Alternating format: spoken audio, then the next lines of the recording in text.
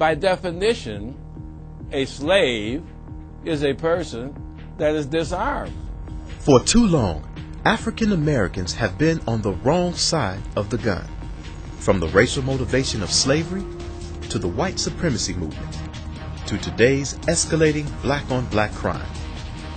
The politically correct view that a disarmed black community is a safe community is only safe for those who seek control. The black community went from being disarmed, being mistreated, being enslaved because of a lack of access to guns, ultimately went through a period of saying, aha, we have the right to bear arms, we're going to make sure it's respected, to a period where now the gun is the main tool of maintenance of the narco economy, which is the only economy in the African American community. 400 years of injustice. 400 years of being on the wrong side of the gun. It's time for change.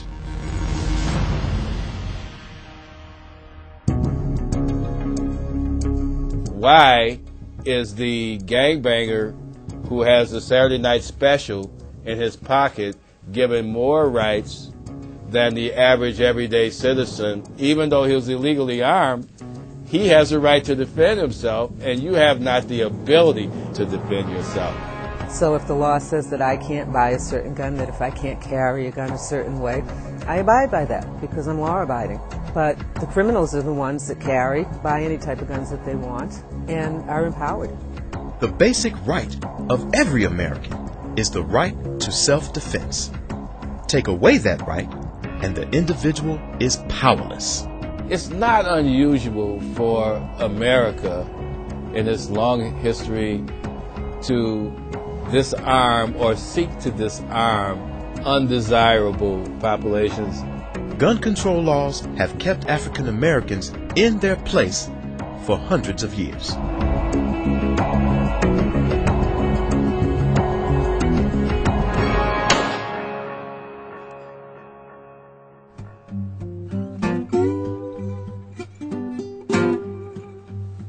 From the earliest days of slavery up until the mid-1800s, blatantly written gun control laws prohibited slaves and freed slaves from owning firearms. Be it further enacted that if any Negro shall presume to carry arms whatsoever, he shall be whipped with 21 lashes.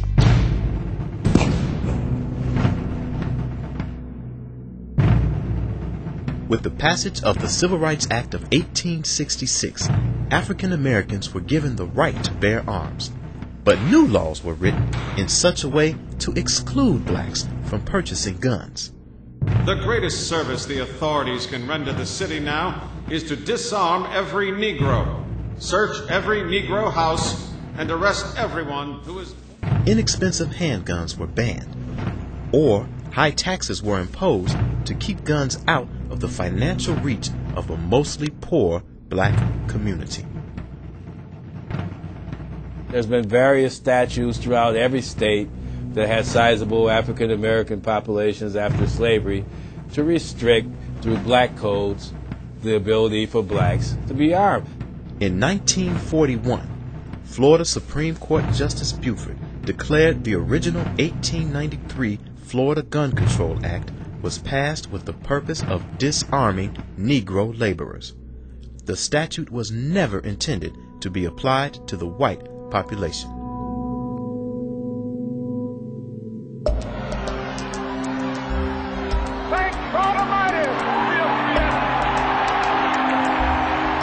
In the 1960s, when armed blacks took to the streets in the race riots in Los Angeles, Newark, and Chicago, the laws were once again rewritten.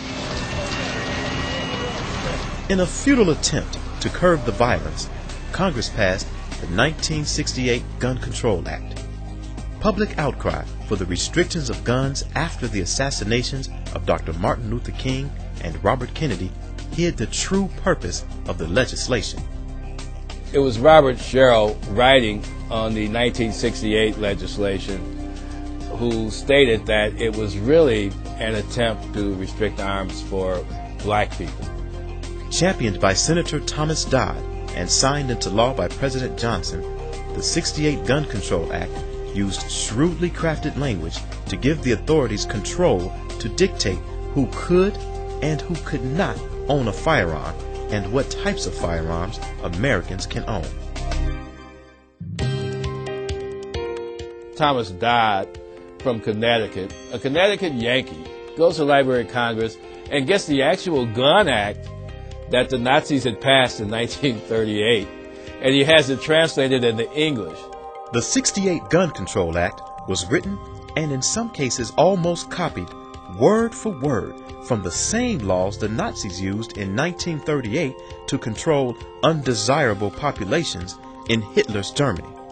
Both documents categorize and restrict firearms to certain individuals. Both documents are based on racial fear. And so they take this document and they use it to draft legislation to start requiring more licensing and more constriction of the right to keep and bear arms. When I found out what the restrictions were, I was very surprised. Each town, each police chief has the discretion of whether to give a license or not. There is just not one set rule. It seems that a lot of black people, and especially young black men, are held to a higher standard. Maybe you have a drunk driving record, and that would be enough to disqualify you, where legally it's not. It's not a felony conviction. Whereas maybe somebody from the suburbs that's white and maybe from a more influential family would have the same exact record as you do, but would not be denied. It's kind of subtle discrimination. It seems unthinkable today that legislation is still being written to keep minorities in their place, but it is. Purchasing a firearm requires the applicant to fill out a federal form to verify their race. Restrictive gun laws, gun bans, warrantless searches of public housing, and the confiscation of firearms in major cities continue to deprive minorities of their right to protect and defend themselves. Violence is increasing. The number of gun-related deaths is increasing yearly. So it should be rather obvious that the gun laws are not working because things are not getting better. They're making more and more laws and it's getting worse. Gun control has not worked. The federal government's own Centers for Disease Control can't show conclusive evidence that reducing guns reduces violence. Yet, these facts are dismissed. Historically, more guns in the hands of decent, law-abiding citizens has had the opposite effect. In 1964, the desegregation of Jonesboro, Louisiana High School was threatened by local authorities with fire hoses. 4 armed black men arrived with loaded shotguns. Without firing a shot, the mob dispersed and the authorities retreated. The students entered the school without incident.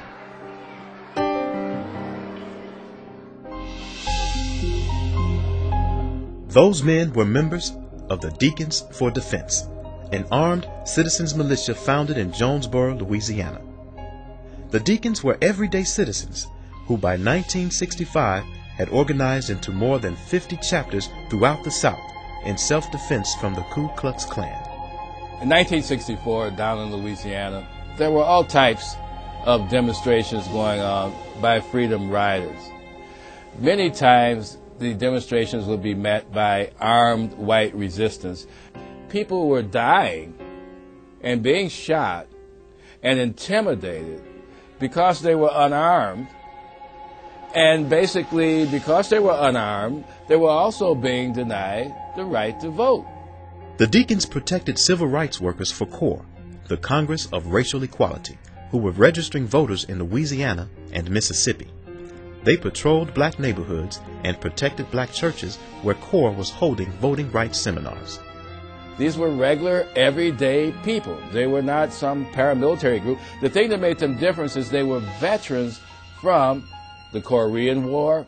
They were veterans from World War II. And so they did have the training and they did have the discipline that came from being veterans. Once the Klansman and the white citizen consular and the deputy sheriff that was wearing the sheet at night learned that these deacons for defense would shoot back, then they were not as readily willing to go and pounce upon them in the wee hours of the morning. Are you going to do something about it? Because now they knew that, well, the right to bear arms is providing constitutional rights for these blacks, irrespective of the fact that we want to take away their civil rights. They're fighting on solid ground.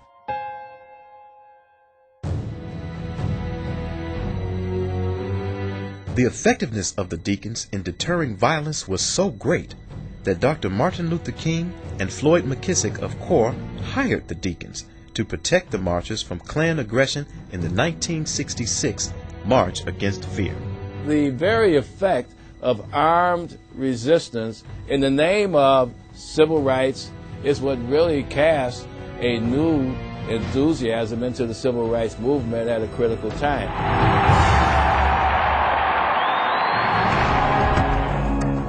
When the right to bear arms is put in the proper perspective historically, then people will see that the African American community having guns to protect themselves, not from crooked cops and police brutality, but from the culture of drugs and gangs because of a war going on due to the narco economy.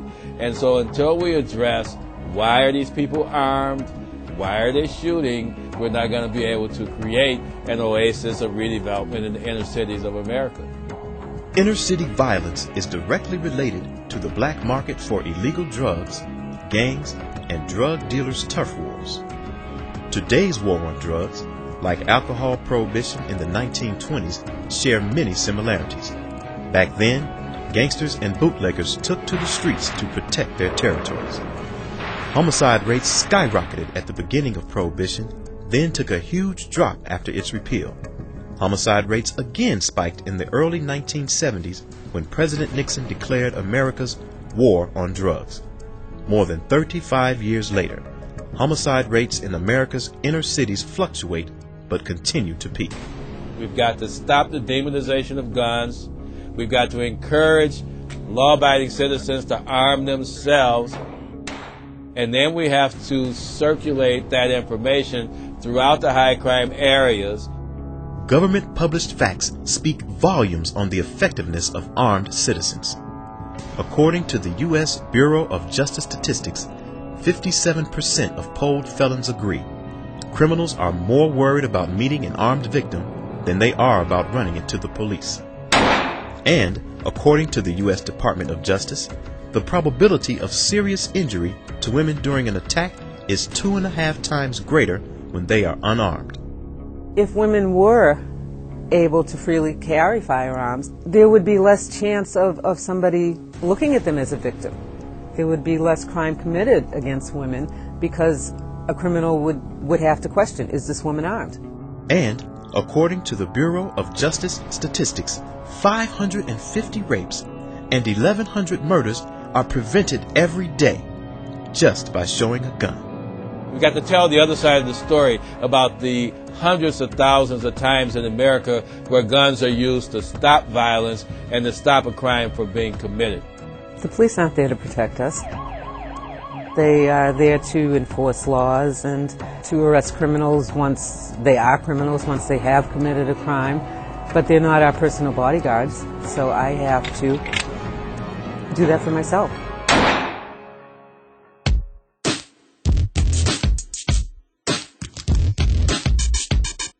No matter how many gun control laws they put into effect, no matter how much they try to restrict it, even if they make it illegal for anybody to own guns, there's going to be a black market. The community does not get safer when the criminals are told there's no guns available on the part of law-abiding citizens. People are going to have access to firearms, and the ones that are going to have them are going to be the criminals. That's like an open season for crime. It's just like drugs are illegal, and it's a booming business.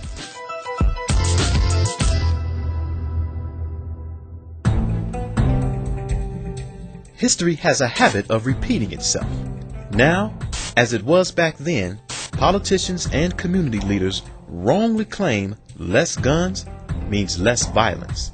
Now, as it was back then, politicians and community leaders wrongly misguide the public in believing that the police and not the community can best provide protection, even though the Supreme Court has publicly stated that state and local governments do not have an obligation to protect citizens from criminal harm. Guns are a convenient target that disingenuous civil rights leaders and politicians hide behind because they don't want to address the real problem, which is why are all the black youths dropping out of high school and getting guns. Gun control advocate Sarah Brady, wife of James Brady, whose name is on the 1993 Brady Bill Violence Protection Act, purchased her own son a high-powered rifle. I think they're misguided, and I think it's a hot issue. We can always get a bunch of politicians. Well, here's the mayor, here's the alderman, here's the state rep, here's the president of the Senate. They'll always come out to a press conference where they can put on a shirt and a tie and insinuate that they're there to protect the children. It resonates with voters. It's something that's unquestionable in terms of its merit. And it's something that's patently wrong in terms of the gun control issue, because gun control does not protect the children. Fact is, a child up to the age of 14 is 4 times more likely to drown, 4 times more likely to die in a fire, and 13 times more likely to die in an auto collision than from a firearm accident. And that's a message that has to be driven home.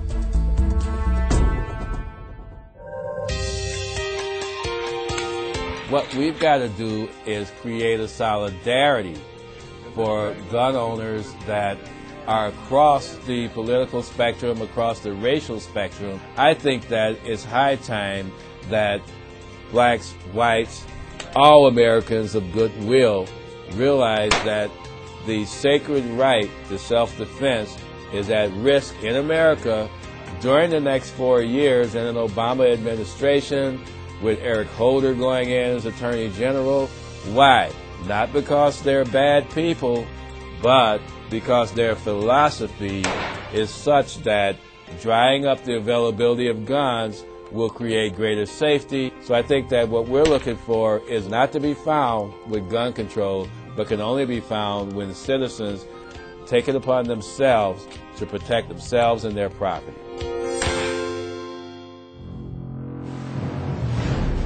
For too long, community leaders, ministers, and politicians have failed to reject the gun control lies. For too long, African Americans have lost control of our neighborhoods. For too long, African Americans have been denied the right to keep and bear arms. For too long, African Americans have been victims of criminals, drug dealers, and dangerous gun control policy. For too long, African Americans have been on the wrong side of the gun. We have to remain vigilant. We have to challenge the Congress when they try to bring about these new gun control laws, and we have to educate the African American community and other communities in America the racist roots of what gun control is really all about.